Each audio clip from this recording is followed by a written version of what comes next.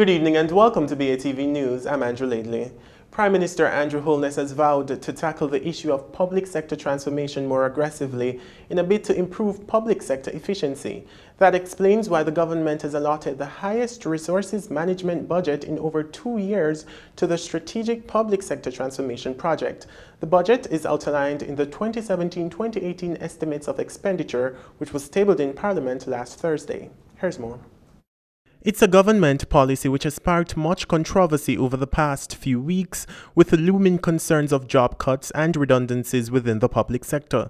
BATV News has been reviewing how the government plans to fund the implementation of the public sector transformation policy.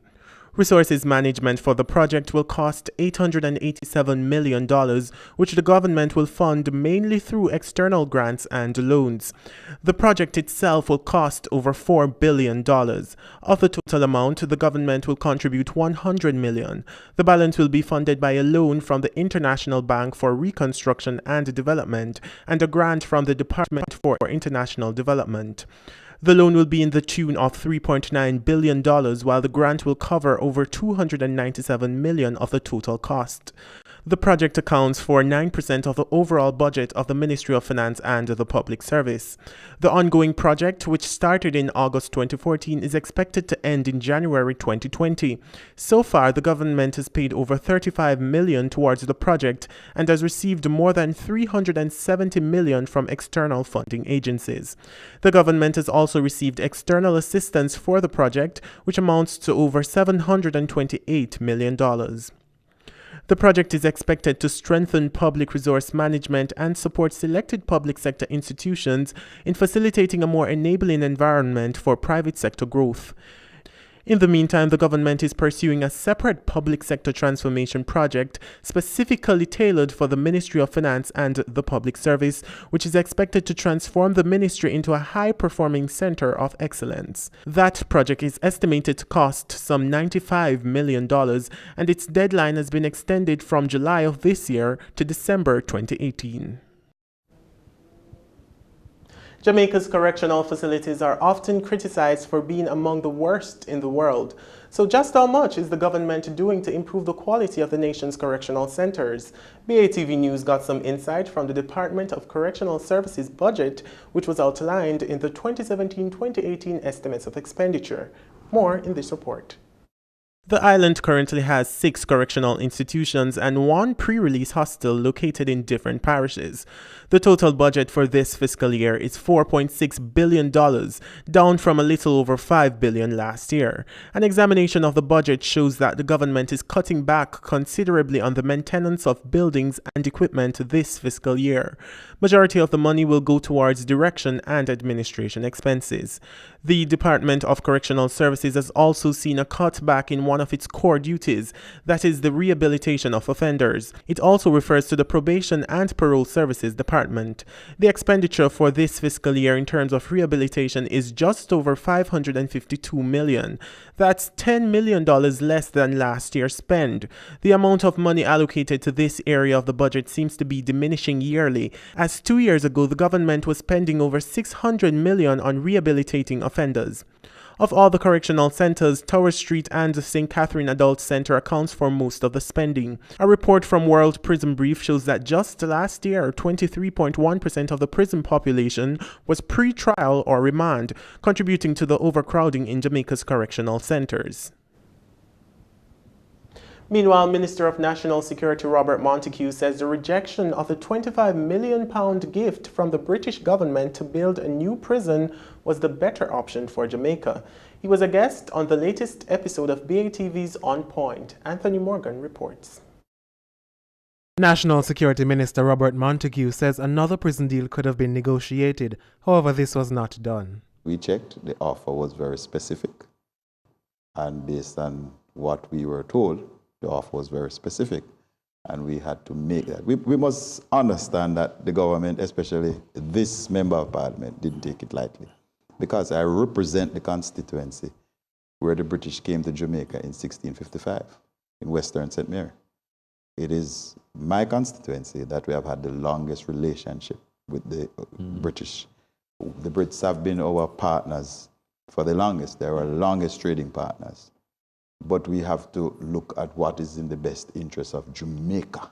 The minister says the decision to reject the deal was not an emotional reaction. The deal, the 25 million pounds, represented only 40% of the cost of the facility. The Jamaican taxpayer, including you and you, and you and you, would have to find the rest. So there's no way we could have built a smaller prison? I'm telling you what the terms of the deal. So we'd have had to find 75 million pounds. In our interest, we said no. In the meantime, Minister Montague says claims of overcrowding in prisons are not true, as some are not being fully utilized. He says an audit was done for the reclassification of prisons. So the 3,000 plus inmates we now have, everybody has a file and everybody's accounted for. That has been done already? That has been done. They are about to complete the process of reclassification. You cannot, in my view, have a pickpocket in the same cell, in the same institution with a triple murderer. That man is going to get a PhD in crime, the pickpocket. So we are reclassifying and we are moving some persons based on the classification to other facilities. For example, in Richmond, Richmond is 40% of its capacity. So we're moving persons there. Right. He says the government is also looking to gazette the Richmond and Tambourine Farm prisons as receiving institutions from the courts.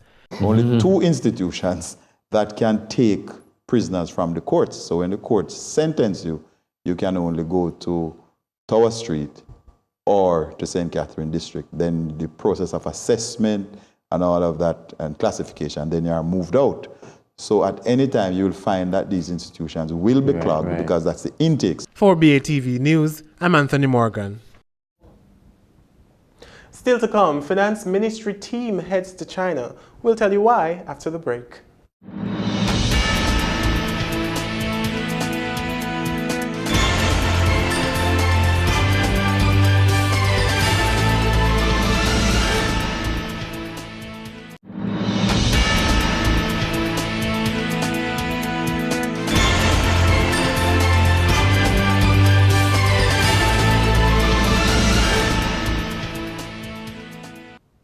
Welcome back.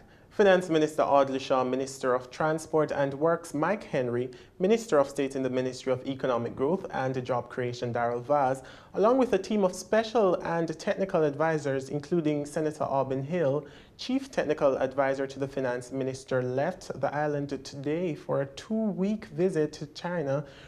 For a week-long visit, to China. During the week-long visit, the finance minister and the team are expected to pay courtesy call on China's Minister of Finance and Minister of Transport. Several business meetings have also been scheduled between the China Development Bank, the China Exim Bank, China Construction Company, China Harbor Engineering Company, Power China and the China LAC Corporation Fund and GISCO. The government says the meetings are aimed at advancing the economic cooperation between Jamaica and China. While in China, the government will sign an agreement with China Exim Bank for the construction of the Southeast Coastal Highway project, which is expected to cost approximately $384 million.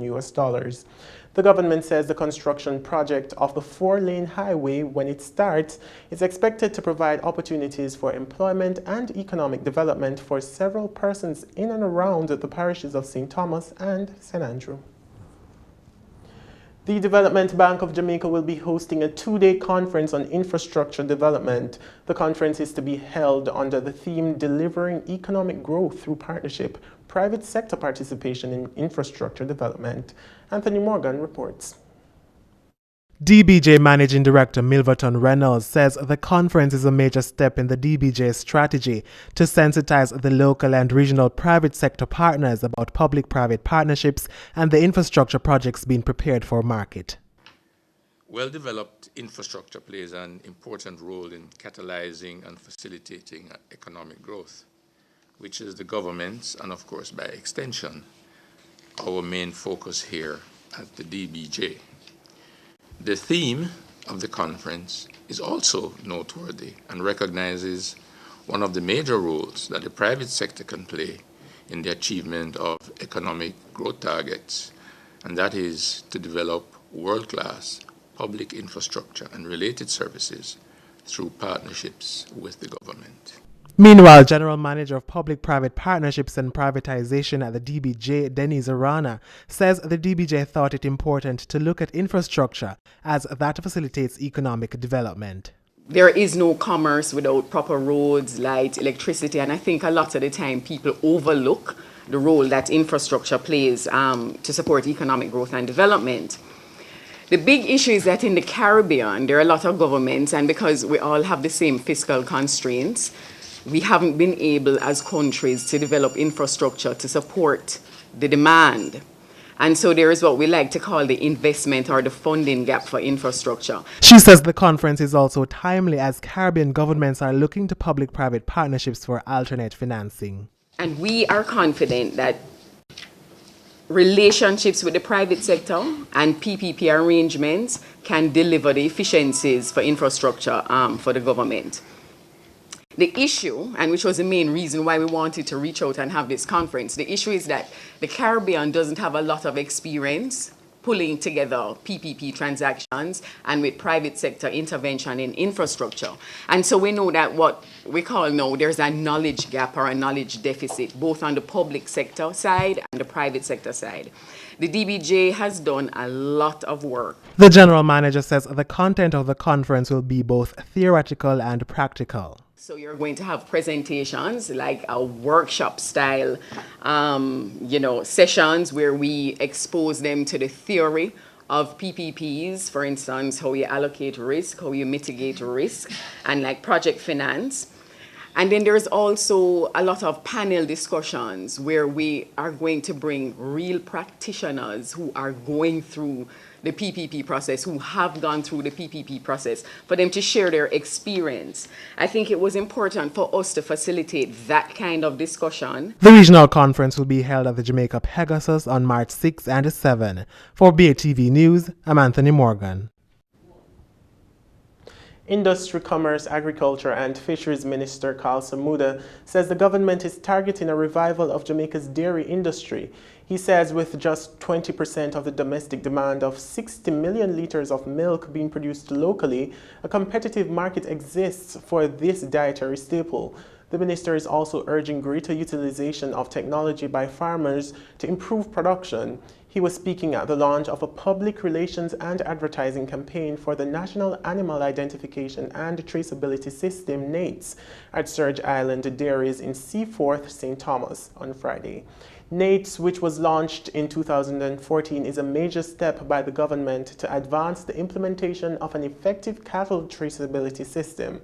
It stipulates the registration of farms and establishments rearing cattle and that all animals be affixed with NAITS air tags and assigned passports. Since the NAITS launch, the identification and registration of cattle on state-owned farms and privately owned establishments have been ongoing. In its recently released annual Global Private Banking Survey, the Euromoney publication has named Scotiabank as the bank with the best commercial banking capabilities in the Caribbean. This recognition is one of 3 categories won by Scotiabank, which also includes Best Commercial Banking Capabilities in the Bahamas and Best Asset Management Company in the Cayman Islands. Scotiabank's Vice President Corporate Finance Caribbean region, David Thomas, said the recognition is a reflection of the bank's commitment to the businesses across the region. Euromoney is a widely respected financial media conglomerate that covers global banking, macroeconomics, and capital markets, including debt and equity. It also runs a number of industry surveys that have become benchmarks for excellence in various categories of banking and finance. And stay with us. Regional and international stories are next.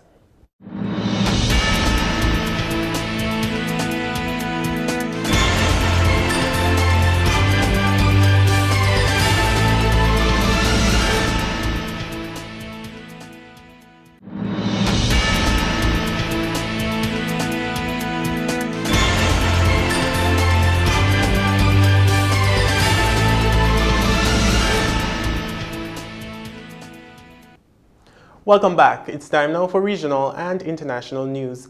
Thousands of protesters marched in more than a dozen Mexican cities to express their fierce opposition to U.S. President Donald Trump. Nathan Frendino reports. South of the border, thousands of protesters in Mexico City are venting their anger over U.S. President Donald Trump and rejecting his policies. Trump won the presidency with promises to get tougher on immigration and trade from Mexico.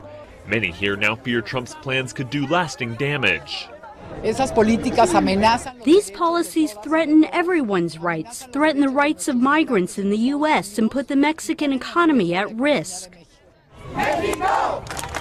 The march was a rare display of national unity. Those who took to the streets came from all over the country, with ideologies spanning the political spectrum, united in their desire to condemn Trump, who they blame for worsening ties between the two countries. We need to resolve whatever differences we have with the United States, because otherwise we will not be able to move the country forward. But the current government of the United States has declared itself an enemy of Mexico. Protesters also marched in more than a dozen other cities, including Guadalajara. But no matter the city, their message remained the same. They refuse to tolerate the man they say is trying to divide the U.S. and Mexico.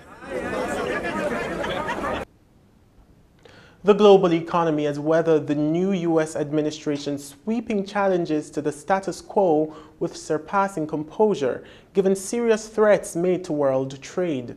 But what is not so clear is how much longer inflation will remain low. Sierra Lee reports. Very little's been able to trump Trump so far this year. This week unlikely to be any different. After promising to announce a tax reform plan, many are hoping for more of the same, although Janet Yellen addressing Congress for the first time since Trump took office could be a distraction. We really want to see whether we get any further detail on the tax plan that Trump's announced. We also want to see really how monetary policy pans out. Now, we've had a sort of a quieter period the last week or so from policymakers, but they're about to sort of come back to the stage as we prepare for the next round of meetings in the next few weeks. Inflation likely to be high on the agenda for most, nearly a decade after the start of the financial crisis and an avalanche of monetary stimulus since then. Inflation is only now close to the key 2% many central banks target. In Europe, the economic outlook has been brightening. Greece is still hopeful that international lenders will approve reforms required under its bailout. Finance ministers will meet on February the 20th to sign off on the agreed reforms. There seems no sign of leadership at the moment. Angela Merkel, crucially the one who tends to bang heads together and gets things done in these situations, is having to play her cards very carefully because of the election later this year. And it's not just Merkel's election. A spate of votes this year threaten to change Europe's course. They normally scare off international investors. Not so for some US investors who seem willing to place wagers on an uncertain Europe. They're buying into the continent's stocks and trimming their stakes in the US in the hope bargain hunting will pay off. Doctors in Kenya are on strike as they protest against the jailing of 7 union leaders. They'll each spend a month in prison on charges of failing to end a strike that's been going on for 10 weeks. Doctors continue to demand the government give them a pay raise, agreed on 4 years ago.